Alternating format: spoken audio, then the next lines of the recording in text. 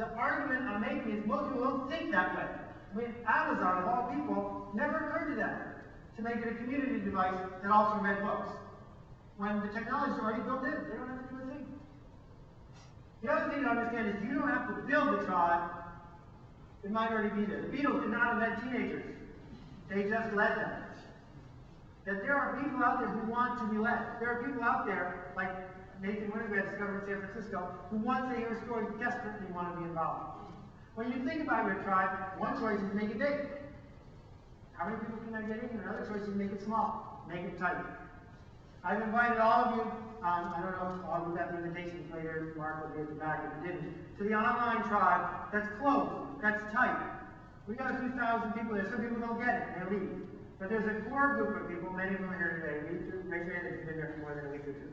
Right? These people have been hanging out online for months, meeting each other, connecting to each other, finding value. And I'm not trying to sell them a thing. I would never do that because that's not the point. The point of leadership is not to sell people somewhere, it's to lead them. But you don't get to lead if you're mediocre. Right? No one's going to follow someone because they're average. Oh yeah, that's a great tribe to drive. They don't challenge any status quo. That heretics, people who stand up and say, I will not stand for this status quo. Those are the people who attract followers. Sheep walking is the enemy.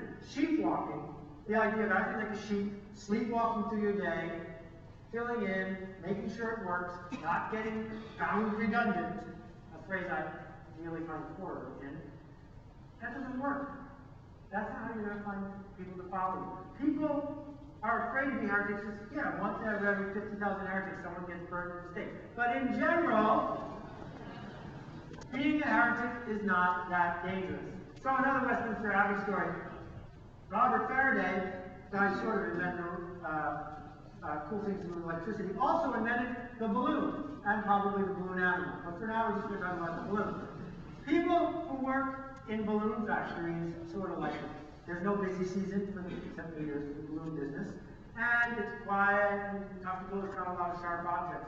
When a unicorn shows up in a balloon factory, they really work hard to get rid of the unicorn. The unicorn represents a threat. The unicorn can take everything down. And what you need to do as a unicorn, as a heretic, as someone who's being, is ignore the people. Because what they don't know is the balloon factory is about to go into foreclosure anyway. That their days are numbered, that the status quo is changing. And then what we need from you is someone who will look at the petty little rules and say, I acknowledge them, but I refuse to follow them. Because unless you refuse to follow the petty little rules, you're not going to find people to follow you. So my friend Jacqueline Novogratz runs the Acting Fund. She started a nonprofit, not an easy thing to do, with no money, even harder, in New York City about a month before 9/11. And now she's got $50 million under management, factories run by entrepreneurs in Tanzania, housing developments in Pakistan, people changing the world in India. Doing it not by forcing things to happen, but by leading. By describing a future the way Nathan Winograd described a future. By finding people who want to follow her. Not a lot of people, enough people.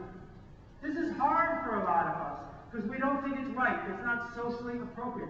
So I'm going to tell you the subtitle of the book. And I meant it. You're being asked to lead, not just by your boss, but by the people who want to be led. Because that's what being a human is about. Being engaged with other people in our community, going places, changing things, making things happen. So I can go on all day with my slides, but I'm not going to do that. What we're going to do instead is it's 2:30 sharp. We're going to take exactly a 5-minute bio break. I'm going to start whether you're back or not, and we're going to switch to Q&A. Thank you for your attention. I really appreciate it.